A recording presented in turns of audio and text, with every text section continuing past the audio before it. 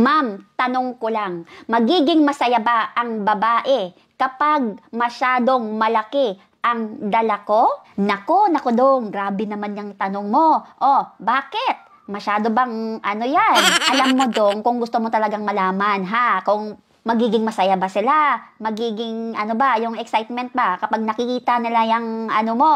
Nako, eto ha, makinig kang mabuti para malaman mo. Nako, sigurado ka ba na malaki ang dala-dala mo? Baka naman pagtawanan ka ni Inday ha? Nako, hindi maganda yan. Kung minsan kasi, ang mga lalaki, parang masyadong piling ba? Akala nila malaki na. Pero sa totoo lang, maliit pa na. Nako, eto ha, makinig kang mabuti para malaman mo. At eto ha, bago tayo magsisimula, ako pala ang inyong Ate Balti. At ang mga binabahagi ko rito ay ayon ito sa mga eksperto. O ayan ha, maliwanag ha, sa mga nagko-comment dyan na hindi maganda. Eto ha, makinig kang mabuti. Nako dong, sa totoo lang, kung may kalakihan. Oh, ha. Kung meron talagang kahabaan yan na parang ilang tangkay. Kung mahaba-haba yung mo, abay, gifted yan, ha. Magpasalamat ka. O eto ha, sa kaalaman muna tayo. Ang normal na laki ng isang lalaki ay nasa 5. Sa 5 hanggang pataas, huwag umabot ng 8 ha. Dahil ang 8 ay nabibilong ka na sa ha. European size ka na. O, ayan ha. Kapag, ayan, sumobra na, hindi ikaw nga ay gifted, ha. Magpasalamat ka. Eto, bakit kung nasabing magpasalamat ka?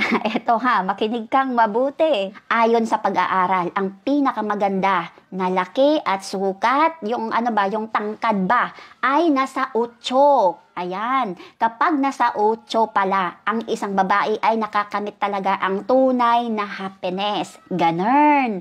O, ayan ha, alam mo na. Huwag naman umabot sa G's at mga 11. Ay nako, patay tayo dyan. Talagang iiyak talaga si Inday sa sakit nun. Kaya, kung ikaw nasa 8 lamang, tamang-tama lang, o diba? Nasa 7, 8, o ayun, okay yun. Mas maganda yun.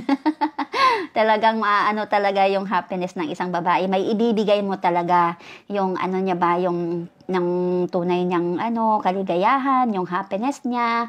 O, di ba? Kaysa naman yung hindi pinagpala tapos tamad pa. Yun yung problema dyan. Kaya kung alam mo sa sarili mo na hindi ka pinagpala, hindi ka gifted, ha? May kamaliitan yung mo, ay naku dudong, ha? Bawiin mo sa performance. Ganon ang sekreto. Paulit-ulit kong sinasabi dito na ang mga babae talaga ay hirap abutin yung happiness nila. Kaya dapat marunong kang hulihin yung kiliti niya, ha? Hindi yung sarili mo lang iniisip mo dong. Ay nako, kung ganon, walang mapapala pala sa iyong babae. Kaya dapat maging masipag ka, maging hardworking ka ba? Kasi kung masipag ka, talagang mapapasaya mo siya ng lubusan. Ganon. Maaabot niya yung niya ba, yung target niya na gusto niya.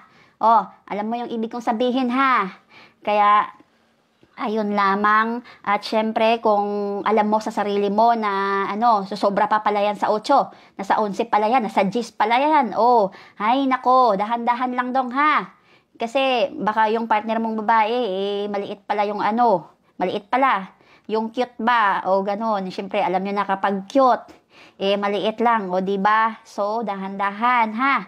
Huwag biglain. Baka mapunit. O kung ano pa man, ha? So, ayun lamang. Maraming salamat. At syempre, sa mga gustong magtanong dyan, mag-comment lamang kayo. Mag-message lamang. At mababasa ko rin yan. At sa mga hindi pa nakapag-subscribe sa akin, please i-subscribe mo na ako. I-like mo na yan, i-share mo na yan. At lagi kong sinasabi dito, always honor your wife, love your wife, respect your wife.